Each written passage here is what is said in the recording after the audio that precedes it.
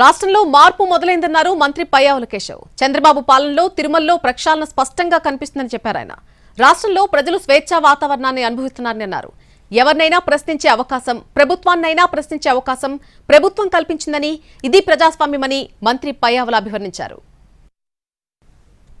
మొదలైంది ఇది ధర్మ పరిరక్షణలో చంద్రబాబు నాయుడు గారి ప్రభుత్వం తిరుమల తిరుపతి దేవస్థానానికి అత్యంత ప్రాధాన్యతనిస్తుంది.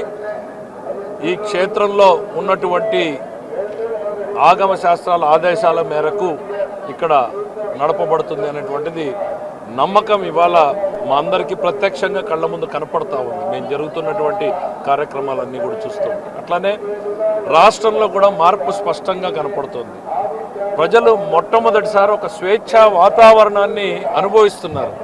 5 ఏళ్ల పాలనలో ఏదో తెలియని ఆవేదన, తెలియని భయం నీడన గడుపుతున్నటువంటి బతుకులు ఇవాళ స్వేచ్ఛగా తమ భావ వ్యక్తీకరణ చేసేటువంటి అవకాశం వచ్చింది. ఎవరినైనా మాట్లాడేటువంటి అవకాశం, ప్రభుత్వాన్నైనా ప్రశ్నించేటువంటి అవకాశం అన్నింటినీ ఇవాళ కల్పించింది చంద్రబాబు నాయుడు గారి ప్రభుత్వం.